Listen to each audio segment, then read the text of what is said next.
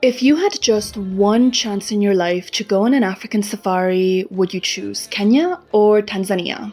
Both offer incredible wildlife, jaw-dropping landscapes, and once-in-a-lifetime experiences. But choosing the wrong one could mean missing out on the Great Migration, overpaying, or ending up in a park that doesn't really fit your travel style. So in this video, I break down everything that you need to know, from costs and logistics to the best parks, hidden gems, when to go, so you can make the right choice for your dream safari, Kenya or Tanzania. If you're new here, hi, my name is Laura, and I've spent the past few years traveling all over the world to places like Pakistan, France, Switzerland, South Africa, Zimbabwe, and of course, Kenya and Tanzania. I actually spent a little bit of time living in Tanzania, so if you're looking for Africa travel content, this is definitely the channel for that. In this channel, I typically share lots of travel vlogs, hidden gems, and travel guides, so if that sounds like something you like, make sure you subscribe for more, and now let's get back into the video. Kenya and Tanzania are very similar in a lot of ways. They are neighboring countries after all. And when it comes to safari specifically, they have very similar landscapes and very similar wildlife that you can see in both countries. You can see the big five in both of these countries, the big five being lions, leopards, elephants, rhinos, and buffaloes. But there are also some key differences. So firstly, let's look at the different safari destinations that you have in Kenya and in Tanzania. So most people who go on safari in Tanzania will do something called the Northern Circuit. So the Northern Circuit usually starts in the city of Arusha, and it will take you to 4 national parks, which are Lake Manyara National Park, Tarangire National Park, the Ngorongoro Crater, and the Serengeti National Park, with the Serengeti being the most famous national park in Tanzania by far. There's also another national park pretty close to Arusha called Arusha National Park, which is not usually included as part of the Northern Circuit, and this is actually a great place to go on walking safaris. So walking safaris, as the name suggests, is a safari where you walk and you trek to see wildlife instead of trying to find it in a car. There are also 2 parks in southeastern Tanzania which are gaining a lot of popularity with tourists as safari destinations, and these are Selous National Park and Mikumi National Park. And Tanzania does have other national parks beyond the ones that I mentioned. So for example, Gombe National Park is great to see chimpanzees, Ruaha National Park is also a great safari destination, Sadani National Park, but these are usually not as popular with tourists, so I won't be talking about them as much in this video. So similarly to Tanzania, Kenya also has its very own safari circuit, which is very, very popular with tourists, and it is called the Southern Circuit because it is in southern Kenya. So this usually starts in Nairobi, which is Kenya's capital city, and it will go to Lake Naivasha, which Lake Naivasha is not a national park, but it is a very popular safari destination. And then it will go to Lake Nakuru National Park, the Maasai Mara, and Amboseli National Park. And the highlight of this southern circuit is definitely the Maasai Mara. But the situation in Kenya is a little bit different because in Tanzania, the vast majority of people will do the northern circuit, and very, very few people really venture out from that, and the ones that do will go to Selous and Mikumi, and the reasoning for that is that they're very close to Zanzibar and very accessible from Zanzibar.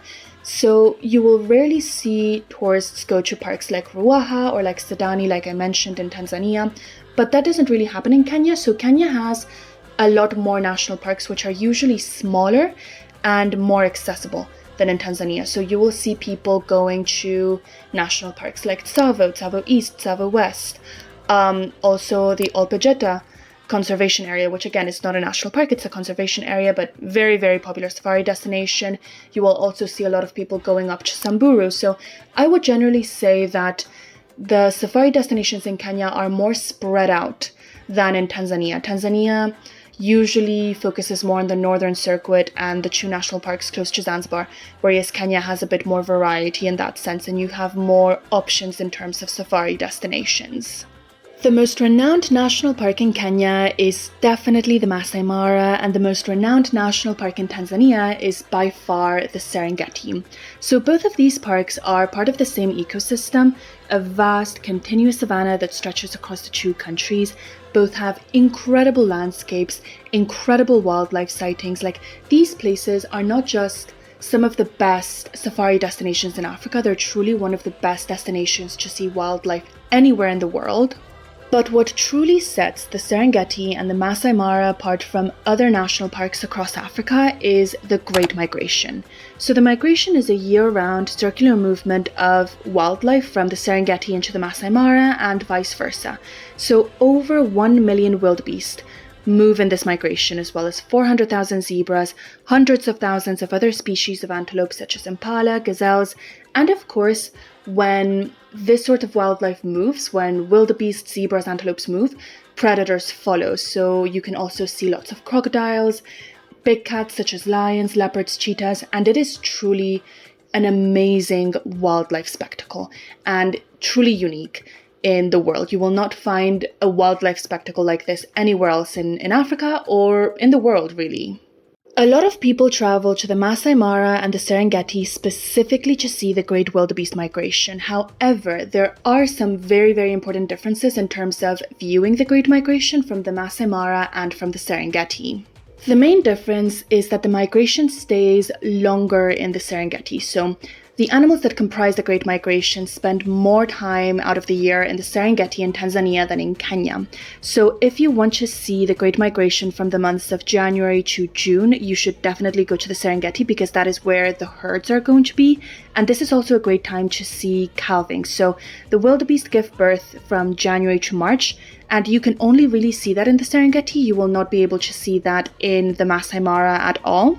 However, the most iconic sighting in the migration is the river crossing. So when the migration crosses the Grumeti and the Mara rivers. And you can see this from both the Serengeti and the Maasai Mara, from both the Tanzanian and the Kenyan side.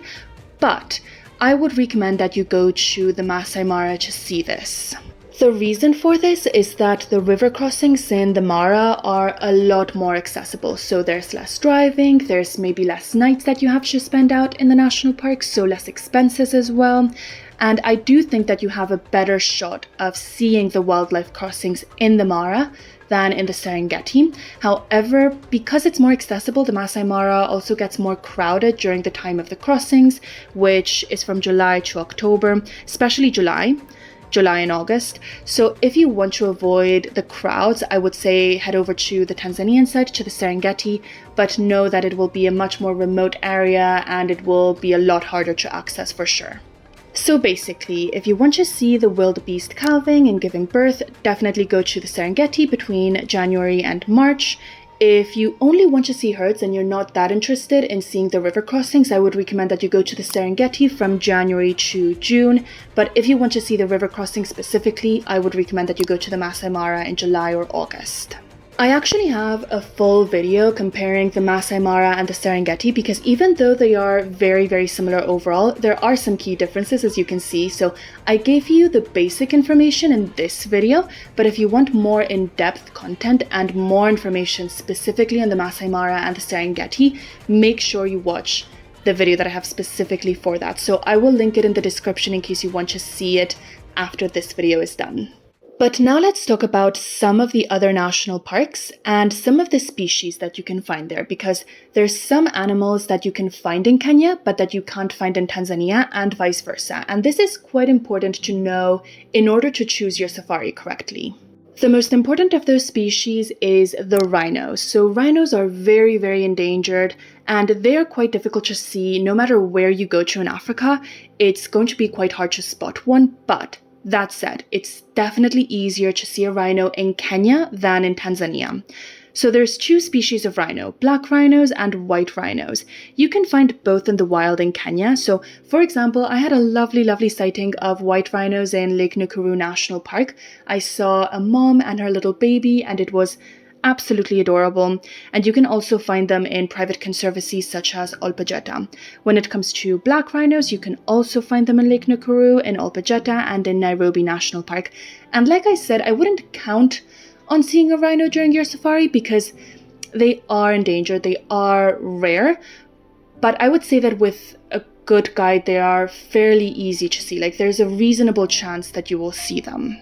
In Tanzania, black rhinos are present in the Ngorongoro crater, but they are a lot harder to see, and you cannot find white rhinos at all. They are not present in the wild in Tanzania. So if you specifically want to see rhinos, definitely choose Kenya over Tanzania. There are also some very unique species in Kenya which are either not found or are very, very rare in Tanzania. So most of these are endemic to central and northern Kenya. So if you go to, the southern circuit in Kenya, like the Maasai Mara or Amboseli, you're also not going to find these. But if you go somewhere like Samburu, then you will most likely see some of these species. And if some of these species are, animals that you really, really, really want to see, then Kenya is the better choice for safari for you over Tanzania. So these species are Grevy's zebra, which you can find them in Samburu and Laikipia. I really love these zebras because they've got these really cute round ears, and I think they're so funny looking, and I just think that these zebras are absolutely adorable. Reticulated giraffes, which you can find in Samburu, Meru and Laikipia. Rothschild's giraffes, which you can find in Lake Nakuru. Besa oryx, which you can find in Samburu and Buffalo Springs. The Gerenuk, so this is a very special type of gazelle. It's usually called a giraffe gazelle, and it's basically a gazelle with a really, really long neck. And you can find these in Samburu and Meru and also Tsavo. The Somali ostrich, which you can find in northern Kenya, so you have to go really, really far north to find this one. Most tourists will not venture up there. And lastly, Jackson's hartebeest, which you can find in Laikipia and Mount Kenya. It is worth mentioning that the fact that you can't find Grevy's zebra or reticulated giraffes in Tanzania or in southern Kenya doesn't mean that you won't be able to see zebras or giraffes. You can find other species of giraffes, such as Mara giraffes and other species of zebra. It just means that those very, very specific zebra and giraffe species you will only be able to find in central and northern Kenya and the places I specified. When it comes to predators, Tanzania has the biggest population of lions of any country in Africa, and specifically the Serengeti has the biggest population of lions of any national park in the world. So Tanzania has roughly 15,000 lions in total, and the Serengeti has roughly 3,000.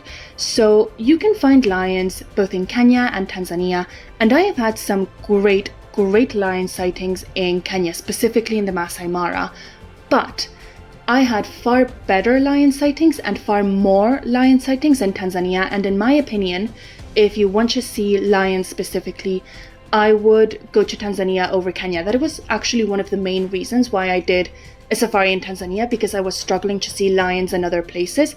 I decided to go to Tanzania, and I can assure you it did not disappoint.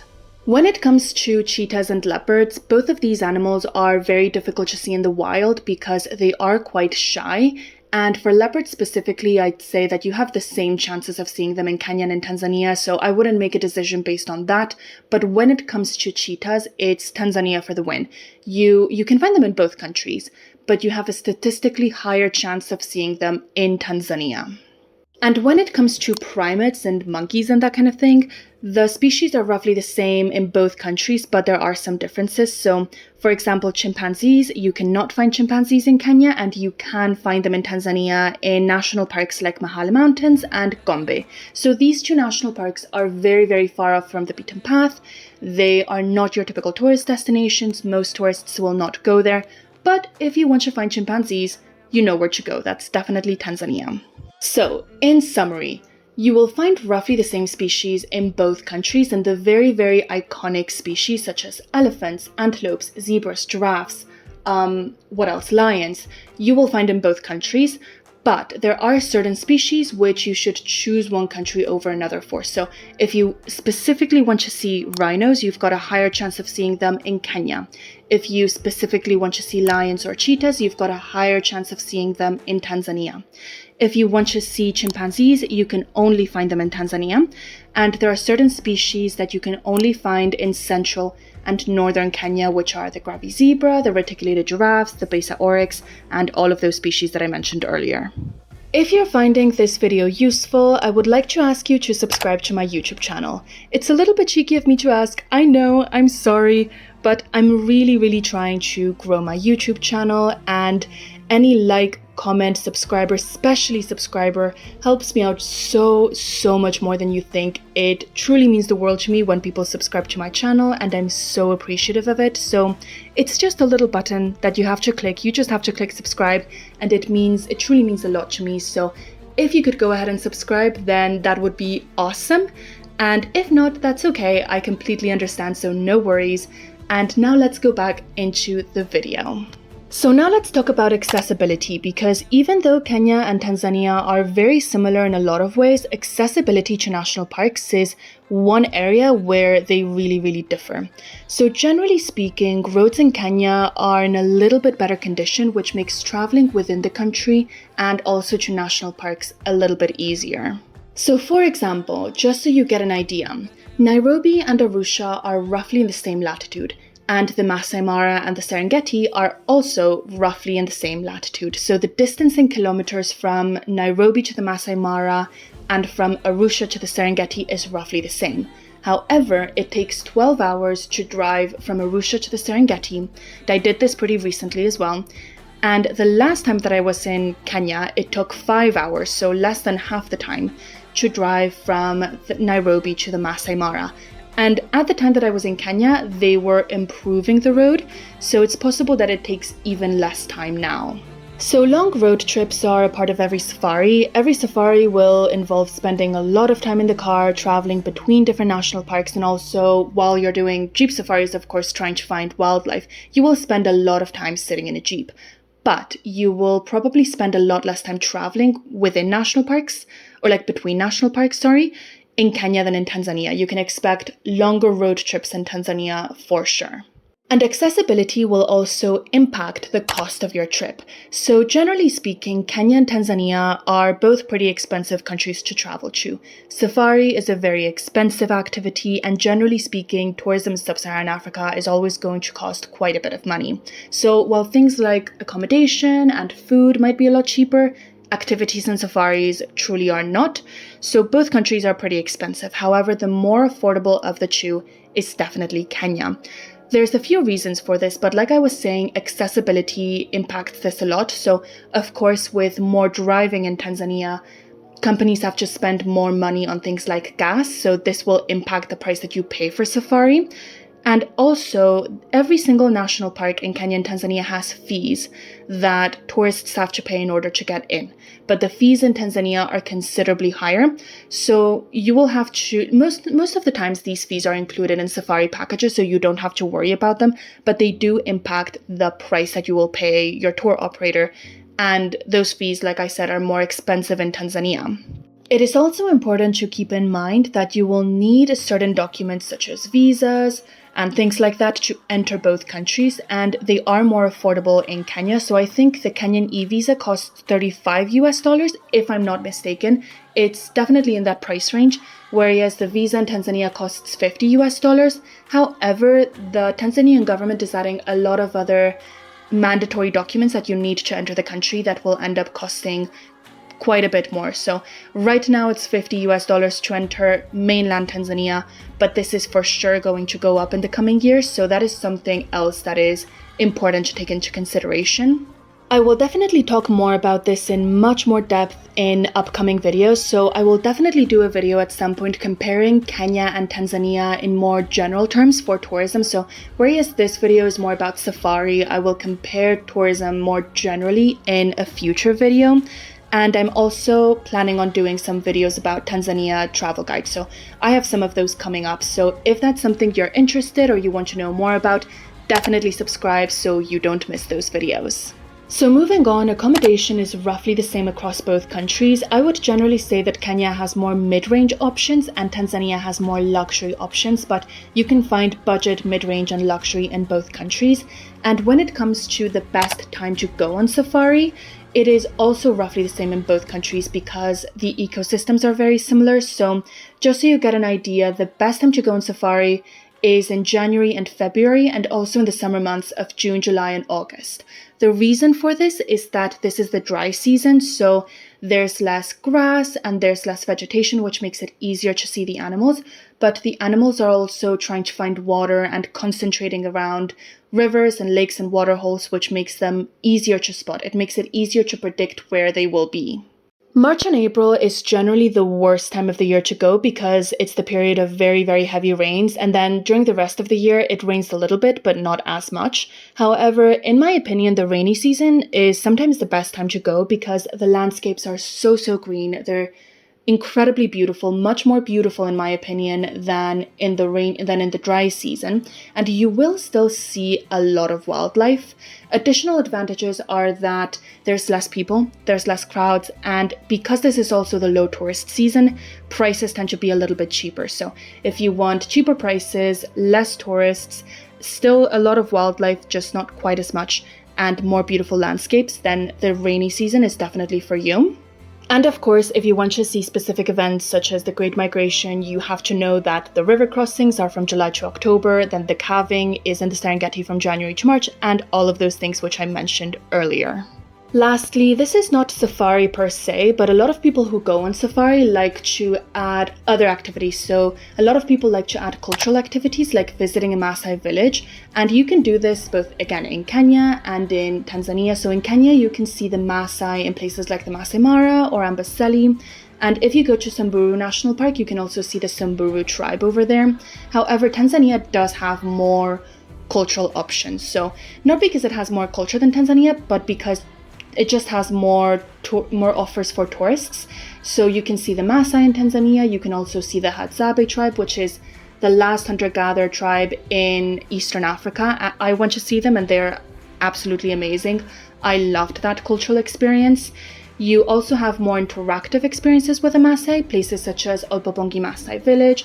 You can see the Datoga tribe. So if culture is very important to you, you might want to choose Tanzania over Kenya. And lastly, before I end this video, I'm going to tell you a little bit of just my personal opinion. So these are not facts. This is just what I think after having traveled to both countries multiple times.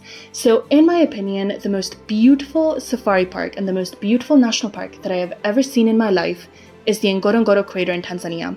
And I would travel to Tanzania to see the Ngorongoro crater 100 times. It is genuinely amazing. But there were some parks in Tanzania that disappointed me a little during the rainy season, such as the Tarangire. So I didn't love that park, and that didn't happen to me in Kenya. So I went to Kenya during the same rainy season, and all of the parks were fantastic. So I think when it comes to all parks being great, Kenya wins in that category, in my opinion, and I think they are generally better during the rainy season than in Tanzania. So just because of that, and because of the accessibility, if I had to choose one country to go on safari to, that would be Kenya. And I love Tanzania, and I mean, I lived there, I love the country, and I would choose Tanzania over Kenya in many other ways for tourism, but specifically when it comes to safari, I mean, you really can't go wrong with either of them. They're both amazing, but I would personally choose Kenya. Before you go, I'm going to leave some videos on the screen that I think you might like, and remember to like, comment, subscribe, and I hope to see you in my next video.